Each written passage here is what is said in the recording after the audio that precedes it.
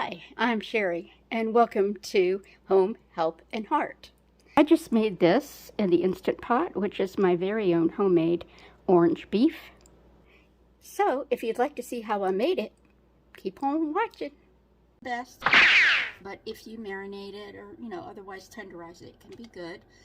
I put in here ginger, garlic, soy sauce, sesame oil, orange juice, orange zest, and there are actual little pieces of orange in there as well. And now I'm going to throw it into the Instant Pot with some beef broth, because the Instant Pot always needs liquid to cook. So I'll pop that in there.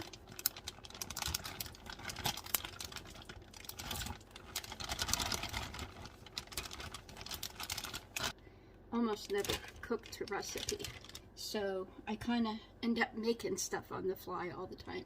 So I'll let you see what it looks like in there. There we go. So I just got it in some beef broth, like I said. I'm going to spread all that out, and then I'm going to cook it for a couple of minutes, and then I'll start to work on the veggies, because this is going to be like an orange beef with veggies. Okay, here are the vegetables I'm going to be adding. I know a lot of people like to use a yellow onion, but I really adore using a sweet onion. So I'm going to use a sweet onion, 2 bell peppers, which is the orange and the yellow, the sweet peppers. I'm going to use some shredded carrots. I could use like whole baby carrots, but I forgot to buy a bag, and I do have these for salad, so I'm going to use some of those. And then I have just a little bag of snow peas here. And so those are going to be my veggies to hopefully make my orange beef nice and healthy. One thing I want to talk about, if you're not familiar with working with snow peas, raw snow peas, fresh snow peas, some of them come in a package already. Everything's been done to them, but this unfortunately does not. So there's two things, and I'm holding the phone with my hands. I'm going to try to do this so you can see it. So up on this end is a stem, and it's kind of gross to get in your mouth, so when you're eating your dish. So normally I will just use my thumbnail to pull that off, and sometimes that will get the string as well. And then you see this over here, that is how you get the strings. You just pick that string up and go backwards with it. There's like a little nub, and if you're lucky, the whole string will come off. Okay, I'm back with all the veggies prepped: snow peas, orange bell pepper, yellow bell pepper, shredded carrots, and sweet onion. Now, my Instant Pot finished. It's 8 minutes in the time I was doing this. Now it's counting up. One thing you never ever want to do with meat in the Instant Pot is open it as soon as it's done cooking. Never, never. You want to let it naturally release for at least 10 minutes, 15 minutes, so that the meat stays tender instead of seizing up. So now I'm going to wait until it reads at least 15 minutes. We're now 3 minutes past the cooking time, which is then when it starts counting back up. So when that reaches about 15, I'm going to open the top, and I'm going to let out the rest of the steam, which on my model I do with this handy dandy thing, so I don't have to deal with the turn it to sealing or venting. I just have a button that does that. And then when it gets to 15, I'm gonna finish venting it, open it, dump the vegetables in, and really, especially when you're doing, like Asian vegetables, I like them al dente. I mean, I know most people like their vegetables fully cooked. I don't. So I'm only gonna leave them in there for like maybe a minute, and maybe 2 minutes for the snow peas. And then then I'll just have to take everything out of the Instant Pot and to thicken my broth so that I have my sauce. One thing that's generally quite important for Asian food is that you want to make a slurry.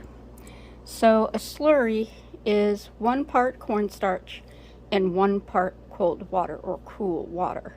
So I used 1 tablespoon of cornstarch, 1 tablespoon of cold water, and so this is my mixture, and you just stir it until it's nice and creamy. So once I cook the vegetables, then when I take everything out of the pot, then I'll put this slurry in, and I will thicken my juices that are in the pan. And so we're mostly down to just the juice. So at this point, we're going to do saute. There we go.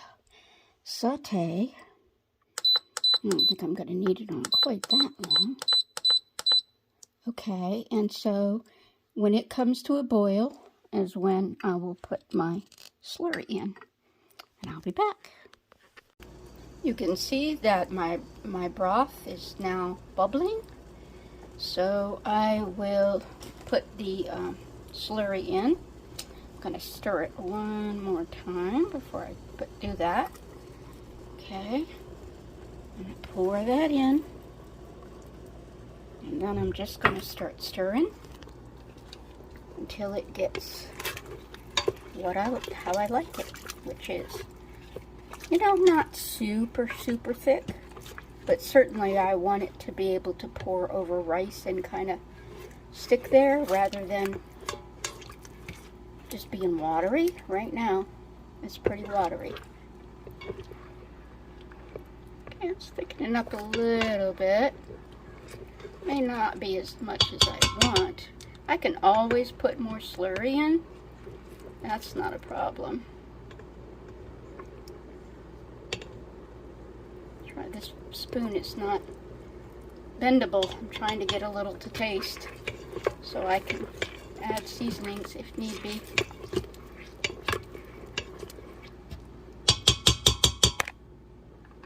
Okay.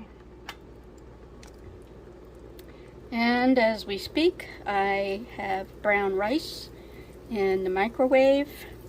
I'm making like an instant packet instead of making it from scratch, which I could also do in the Instant Pot, but I chose to just make a small packet for tonight. So we're coming up, and as it boils, it should thicken a little bit. Not as much as I would like, frankly.